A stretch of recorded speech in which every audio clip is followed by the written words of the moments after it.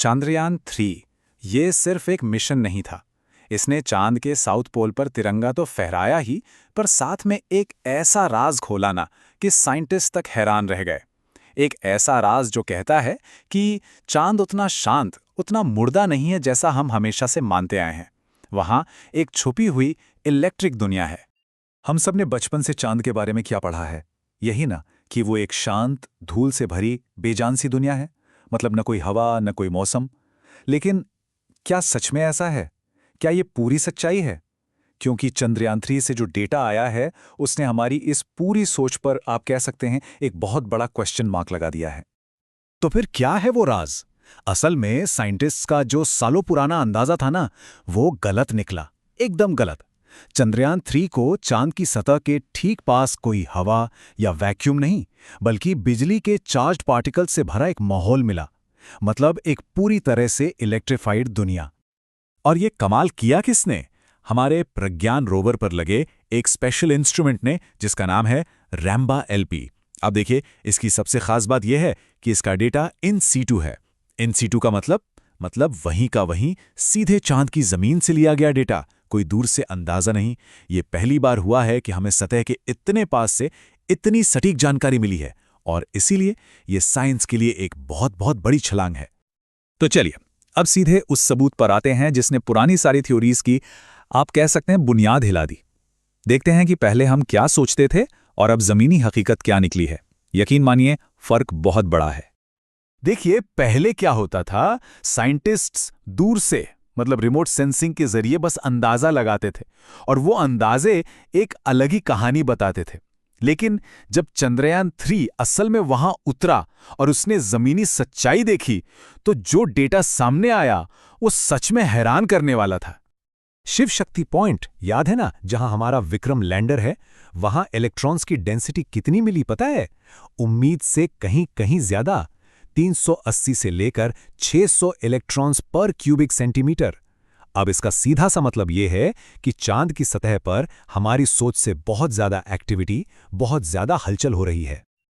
और रुकिए, कहानी यहीं खत्म नहीं हुई। इन इलेक्ट्रॉन्स का टेम्परेचर, वो तो और भी ज्यादा चौंकाने वाला था। 3000 से 8000 केल्विन। मतलब चांद की सतह के पास का जो माहौल है, वो सिर्फ डेंस या घना ही नहीं है, बल्कि हमारी कल्पना से कहीं ज्यादा गर्म और एनर्जी से भरपूर है। अब सवाल ये उठता है कि आखिर ये सब हो कैसे रहा है?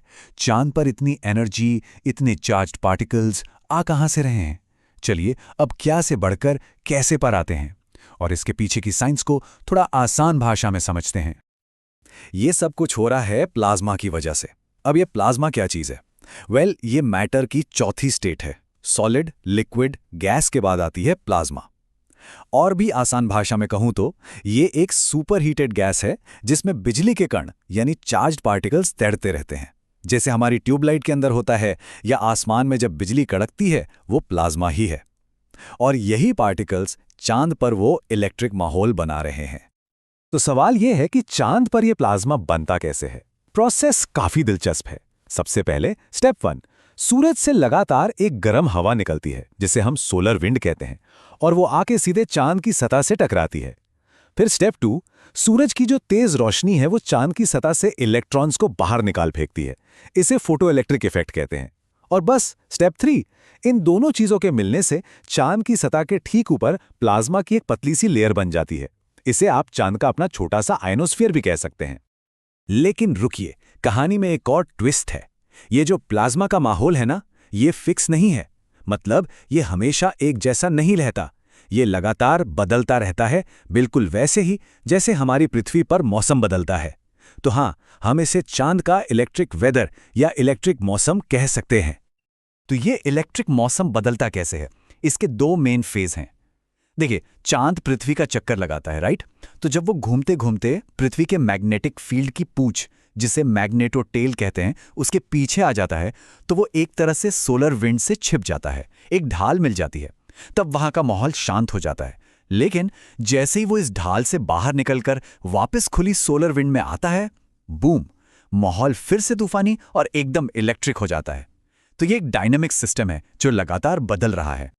तो ठीक है, ये सब बहुत दिलचस्प साइंस है, पर सबसे बड़ा सवाल, इसका मतलब क्या है? हमारे लिए ये क्यों जरूरी है?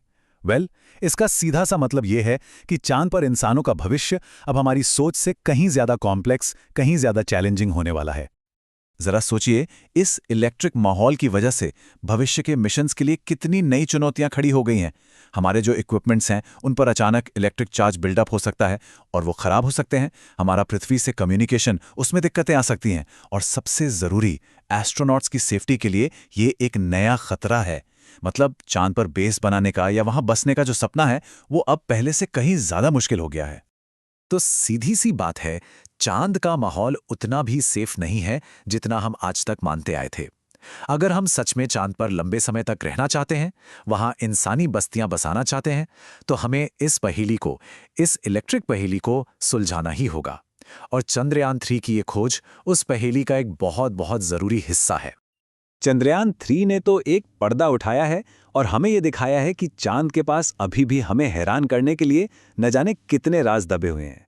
अब सवाल ये है कि हमारे आने वाले मिशंस जैसे कि चंद्रयान 4 और लूपेक्स इस रहस्यमयी दुनिया के और कौन-कौन से नए राज खोलेंगे।